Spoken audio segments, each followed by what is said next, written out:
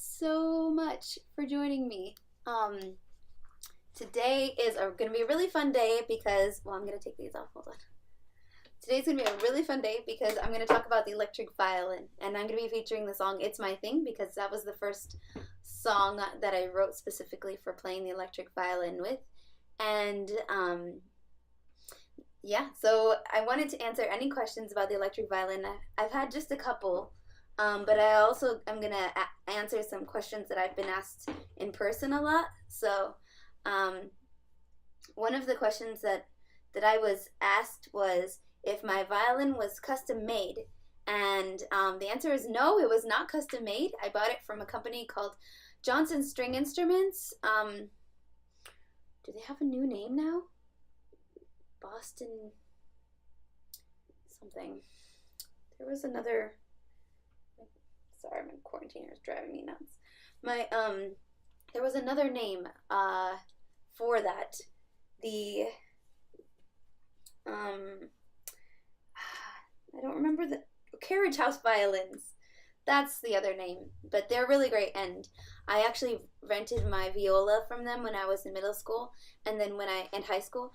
And when I went into college, I bought my viola from them. And so when I was interested in an electric violin, which I actually was interested in electric violin for a really long time. So because I just thought it was really cool, and I think that was around the time, maybe it was even before Lindsey Sterling became like a thing. Because when she became real popular, I remember being like, yeah, see, why don't I do that? But I was interested in it, I think even before that, and so Ricky bought me an electric violin in Mexico, and I tried it and I hated it. So because it was like really heavy, just the way that I don't know if it was the way that one was built or what it was, but I just I'm all about comfort. I know I play the viola, it makes no sense. Because the viola is really, really hard to play, which is one of the reasons I like the electric violin now. It's easier to play. Easy because the instrument's smaller, so it's easy to reach the fingers, and like when you're holding the viola and like hold it out here, and violin is a bit smaller. But for some reason that electric violin that we bought was like, I hated it, and I think Ricky ended up selling it before we came up here. The other day he was telling me, man, if you had just stuck with that electric violin, you'd be way better at it by now. And I'm like, well, if it hadn't been a pain to play, because it was like a super cheap one too. So then I got this one, and this instrument is not expensive. I tell people this. I shouldn't. I should say, yes, this is my custom-made violin from Italy. It's not. It's from Johnson String Instruments, and it's worth like, I don't know, worth about like $450, which is a lot less than my viola. And it's good because I'm kind of rough, as you see. I just hit it against something. And so, but it is really cool looking, and I didn't even know that I was gonna get the red one. I'm trying to remember if that was I think I wanted the blue one, but I'm really glad I got red because it is it really is an attention grabber, and it's a lot of fun that way. So that was this is not custom made, but it is kind of rare because a lot of electric violinists, well, that I know, use Yamaha or another brand. But this one but there are a lot of custom-made electric violins. When I become famous, I'll start a collection. That would be great. A lot of people who are not famous have collections because they're so cool. Yeah, I want to go find the other question that I was asked. So hold on a second. So I asked these questions on Facebook. On Stephanie Matthias Music, and also I asked my Facebook friends. Audra says, or her musician name is Gracious Me. She says, what are the advantages of an electric violin? Do you do any songwriting directly with your electric violin? And that's kind of what I wanted to get into today, which is great. So the advantages of the electric violin. There are advantages and there are disadvantages. I guess I'll start with the disadvantages. Because I think there are more advantages. I guess the disadvantage of an electric violin is you always have to have it plugged in order for to make any sound. So you have to deal with the technology, which is I'll explain a little bit about how I do that. But and it is, now that I've gotten the hang of it, it's a lot easier. But it is something that you always have to think about. Um, and and also like the tone of an electric violin, it's not necessarily a disadvantage, but there is a difference in the tone of like an acoustic violin is like yeah, it has like a bit of a more natural tone to it, and this is more electronic ish. I don't know if that's the right word, but the tone is different, like because it's an electric instrument versus the acoustic, because it doesn't create it creates vibrations, but the vibrations go through the speaker. But in an acoustic instrument, the vibrations come from the actual box of the instrument. Or they amplify through the instrument. You're still getting vibrations on this, otherwise it wouldn't make any sound. A musician trying to explain science. But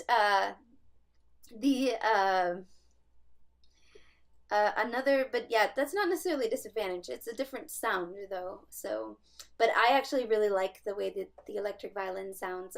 But I wouldn't always play it for like a classical piece. Also, the way you play an electric violin is different. I learned this from a tutorial on YouTube. But they were saying like, for an acoustic violin, the more pressure that you put down on a string, it like creates more sound. But in the electric violin's case, the more bow you use, and even if you're not putting a lot of pressure, gets the most sound, which is partially true for electric violin as well. So, or for acoustic violin, you don't want to like crunch on your instrument, but it is interesting to think of like that the usage of the bow is really important. Again, same also in acoustic violin, but it was interesting the way that they worded it, and I'm not doing a very good job. but there are differences. Like they were also saying, which I haven't noticed this quite as much, but I have noticed it a little bit, that when there's a difference between up bow and down bow, and like how that affects the sound on electric versus acoustic. I haven't noticed too much of a difference, but I have noticed a little bit that when again, when I do notice that I get more vibration if I put less pressure on the bow. But just move it a lot faster, like move it faster and use more bow. But yeah, so I guess that is a little bit different than the acoustic instruments, because they would, if you take off pressure, even though using more bow gets you more sound, but if you take pressure away, usually it lowers the sound. So,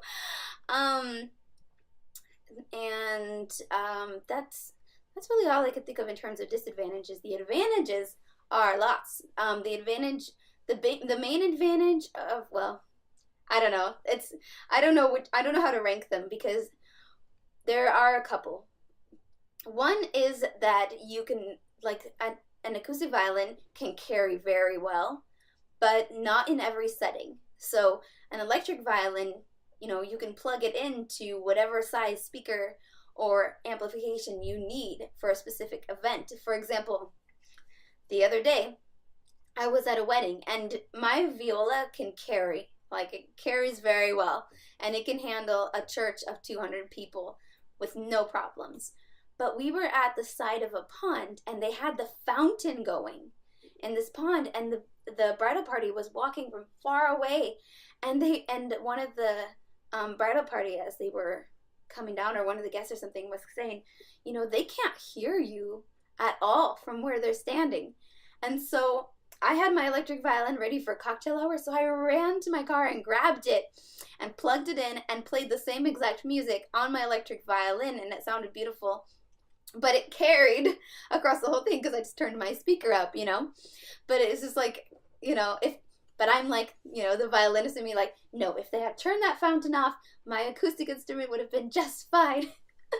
But that's just me. Hey, thank you so much. I noticed a few people have joined us. I'm talking about the violin differences and advantages and disadvantages between electric and acoustic, going into more specifically focusing on the electric violin.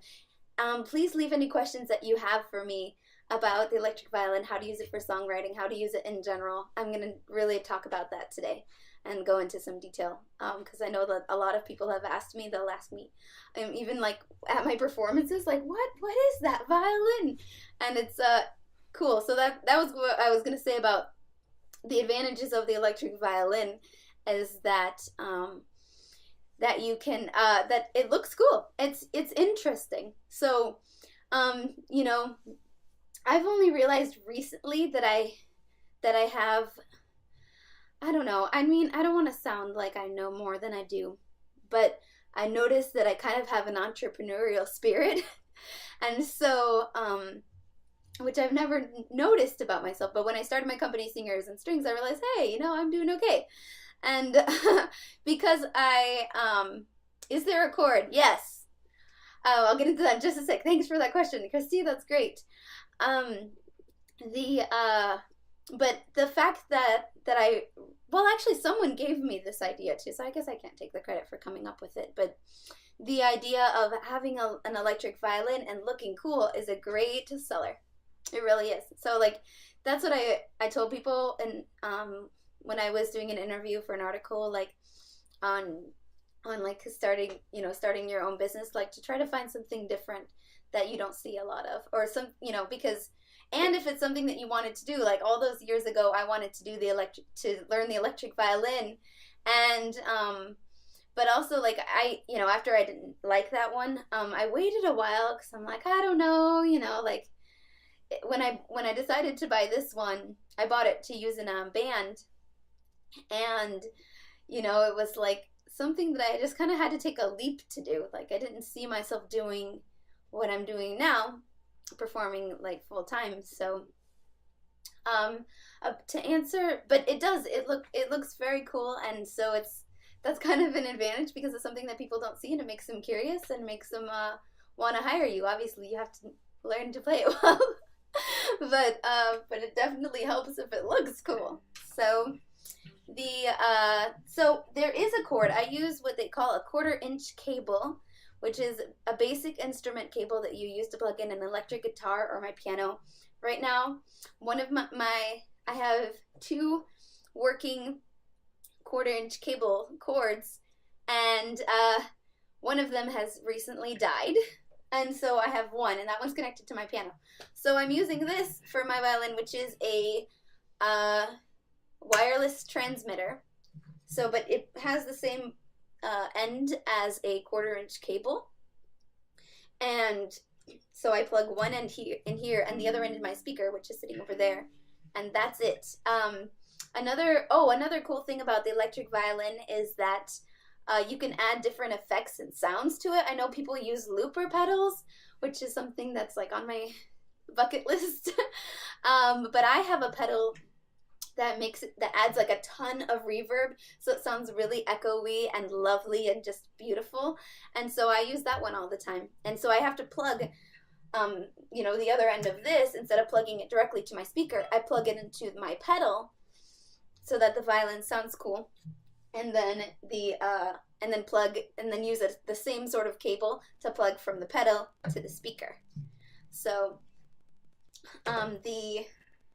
so that's how that works. It's really, really simple. The tricky part is figuring out how to make it so it sounds good, because by itself, without any reverb at all, it sounds terrible. So maybe that's a disadvantage, because again, you have to figure out how to use the technology, and it's a lot of work. Especially like in what's happened to me is where my pedal will die.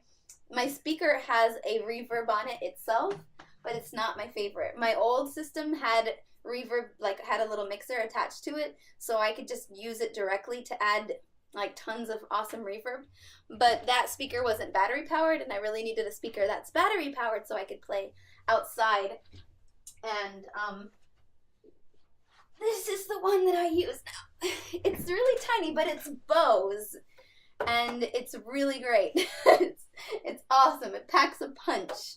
And so I'm gonna show you how this works, but This is the Bose S1 Pro. I know when I'm famous, they're gonna sponsor me because I'm giving all these plugins for this. And oh yeah, this is Boss, by the way, the Boss wireless transmitter, which was giving me grief for a while, but now I have to like stand behind the speaker, not too far away, but I can still I can move around and play wirelessly.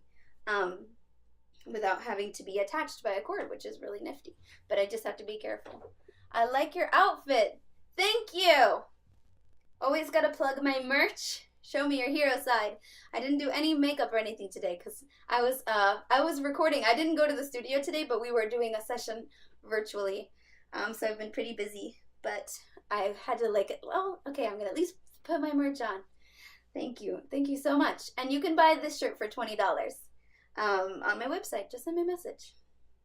Okay, what was I explaining? This. So this is like a tiny mixer. Now in my other one I had a bigger mixer with more options, but like here I always keep the treble down because the way that these violins are, they're really squeaky. So I keep the treble down. I got that as a tip from another electric violinist, and I turn my bass up slightly. I turn the reverb all the way up even when I use my pedal. Because the more echoey it sounds, again, it's a really cool effect, and that's what I'm going for. And then I always make sure that this is slightly above middle. I get better gain that way, and so the violin has more power. So if I need to adjust the volume, I'll adjust it on the violin itself. And that's it. And oh, when I'm performing covers, I use piano tracks in the background, and so I use piano tracks from Apple Music. They also have them on YouTube, and the ones that I use are called Sing to Piano. That's the name of the company, and they make piano accompaniments for popular songs like the ones that I listen to on the radio. So that's super fun, and that's how I make my living, performing those for weddings and events. And let's see if there's anything else I should explain here. But yeah, this is basics of that. Oh yeah, and so when I use my tracks, my phone also connects to the speaker via Bluetooth, which is really handy. So everything can be wireless, like without being connected, and I can still walk around a little bit if I need to. Hey Natalie, I'm live streaming. What's wrong? Hold on. What?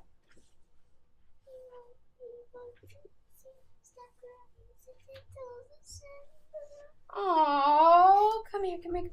Oh, we're having a baby moment.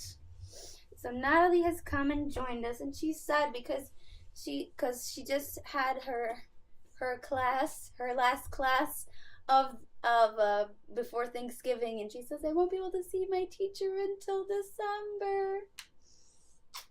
So I hope you guys got to see the picture of me and Natalie today. I was really happy to find that, going through the pictures that Nick DePinto took of us. And it was really, really sweet. So December is just a few days, baby, and we're going to have a vacation and hang out, me and you and Bobby, and it's going to be awesome. So go, because I'm doing my live stream. I'm going to sing. Until December? Until Thanksgiving? 2 days until Thanksgiving. Okay, go. You can use my iPad if you need to. Okay, go. And shut my door.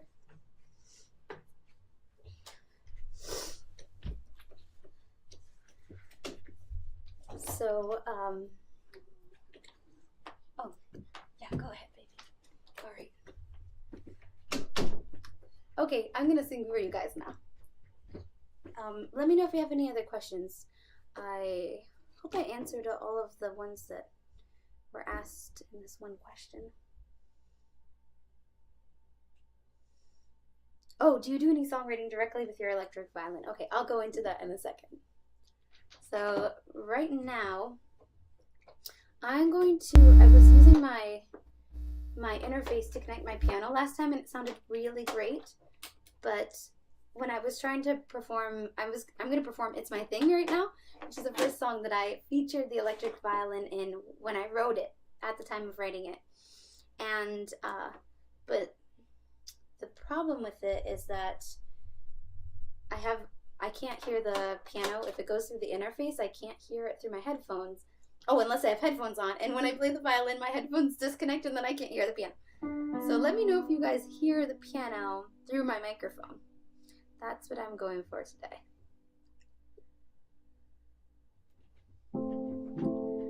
So let me know. Leave me a comment if you can hear it.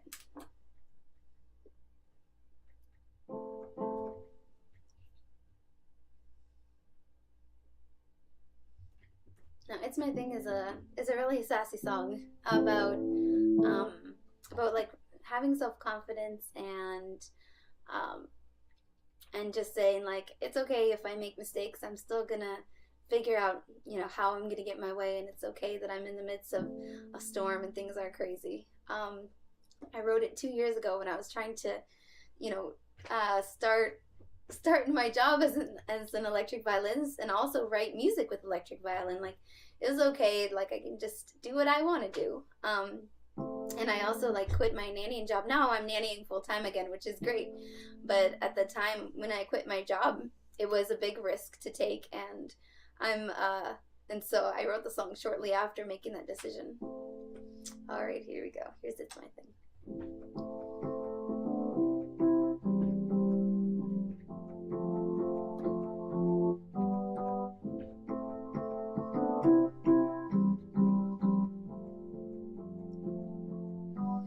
It's true, there are 1,000 ways to lie, but I see through you. You expected me to fail this time. I have gotten up from harder things than this. So watch me show you how I light it up. I'll take a step, got a lot to prove. I'll make a move and I'm not gonna lose. And to know that I've made my mistakes, but you know that I'll still get my way.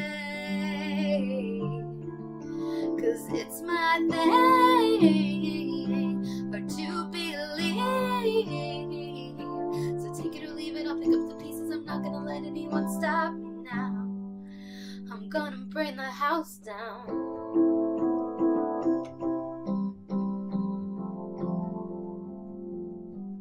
Follow me through the sun-tamed world of tears. 'Cause you see through me, you can tell that I am happier here. I come on as subtle as a hurricane.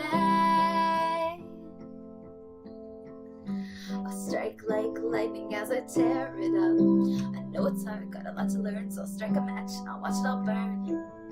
And I know that I made my mistakes, but you know me, I'll still get my way. 'Cause it's my thing, hard to believe. So take it or leave it, I'll pick up the pieces. I'm not gonna let anyone stop me now. I'm gonna bring the house down. It's my thing. It sounds insane. You push me, you pull me, I'll roll with the punches. I'm not gonna let anyone take my crown. Oh, shoot. This always happens. Not gonna let anyone take my crown. I was gonna explain this too, how this works so beautifully. So this is actually perfect. I'm just gonna pause here. So I connect my piano. Yes, piano's coming through. Thank you so much. Hello. Thanks for watching.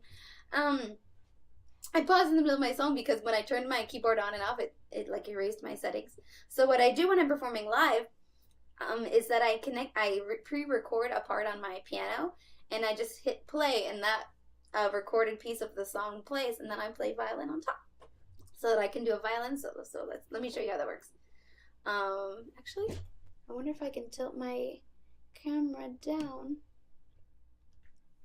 So here I've got like if I hit song, and then I'll put it to where it says user 2. That's like my song bank, and then it has 1, 2, 3, 4, 5 of ones that I've pre-recorded, and then I'll just click start. Okay, now you can see me again. Cool. All right. Okay. So if I start like this, oh man, user 1. So it's my thing, hard to believe. So take it or leave it, I'll pick up the pieces. I'm not gonna let anyone stop me now. I'm gonna bring the house down. It's my thing. It sounds insane. You push me, you pull me over with the punches. I'm not gonna let anyone take my crown. I'm gonna bring the house down.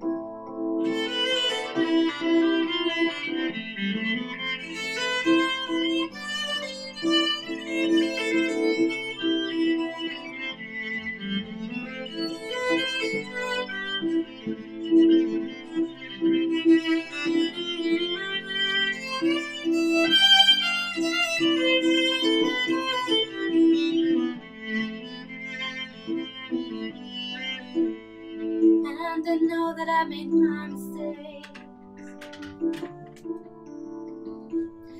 but you know you'll still get my way. 'Cause it's my thing, I do believe. It's my thing, it sounds insane. It's my thing, I do believe.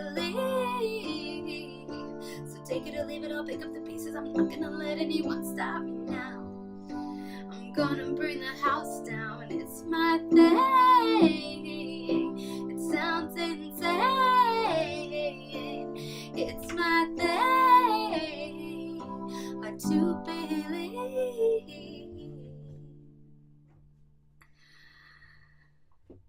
So that is It's My Thing. The way that transition works took a lot of trial and error to figure out what goes smoothly, because at first when I wrote the song I had like a violin solo after each verse, and then I realized that and that's how I did it in the recording, but then I realized like it's a lot easier to just have one violin solo to worry about, and so that's why I decided to add it after the second verse. And yeah, and that's sort of that transition where I'm singing a little bit while it's recording is good, because just in case like I decide to go on with the violin solo, it's nice to have a little bit extra so that I can just cut in with the piano when I know I'm gonna be ready. So that's just a little demonstration of how it works. Also, someone asked me if I use the violin to write music, and the answer is no. I use my piano. I can't really, but the thing is, I was gonna say I can't really write songs for my violin, but I improvise on my violin. So like the solo that I just played was what I just made it up just then. You know, I used a lot of the melodies that I used when I was recording and when I was first writing the song. So it's like I have an idea of what I'm gonna play, but it's never exactly the same. But I think that's fun. And so I do enjoy improvising, and even when I'm performing violin covers, I'll still like improvise and embellish, and just to keep things interesting for myself. And that's something that's really fun. So like, and you know, I would love to know if you know songwriters that write directly from their violin, because I know they exist. But for me personally, I use my violin as more of to give myself some freedom and creativity. Something else I wanted to touch on today was using the violin as a background instrument. So when I use the violin, just a quick note, I guess I'm not going to go into it too deeply. But if you have any questions, please leave them below, because I'm going to probably close out here in about 5 minutes. But what I do when I'm using the violin as a background instrument is less is more, really. Like as a solo instrument, or when there's a lot of space, like when I've been writing, I've been leaving specific space for me to play the violin, because I don't sing and play violin at the same time. And so I make sure that like I give myself a space in the song to play the violin, and usually it's after a chorus or after the second chorus. Like for Hero's Side, I did the same thing. I left it after the second chorus because it's a great time for a solo. A lot of pop songs do it that way. And even songs of other genres put their solo after the second chorus. So I guess that's my pattern right now. But again, when I originally wrote It's My Thing, I had a solo after each chorus because it was like, I'm gonna bring the house down and then boom, like do something really cool. That was my idea. So, which I do for the recording. Just, I think it's easier when I'm performing if I just wait till the second chorus. So but when I'm accompanying myself, actually the first song that I played viola for was No Retreat, which is from my album Fragile EP, and it's the last track on the album, so check it out. But I wrote the song first, and then I added the violin to accompany it, and it sounded really like it really worked. It was really beautiful and really supportive of the song. But again, I waited, so like again, like so I kept the melodies like really simple, and I used my viola, which is cool. Of course, I love my viola, so. And then like just kept everything really mellow because the violin is really strong and the viola is a strong instrument too. So if you don't want to make it overpower the vocals, but and I already have the piano very rhythmic and using a lot of notes. So but it's like when they're in the chorus, it's like flying into the sun, and then I pause, and that's when the violin like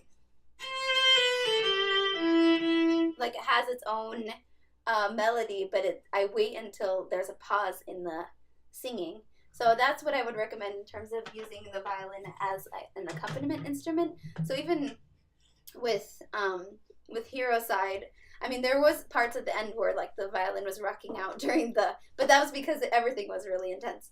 So that was supposed to, but really, and when I was using, like I would be recording and using an accompaniment and keeping everything real mellow, and then it's my time to shine, go, you know? So that's what I recommend, just really thinking of how to balance that.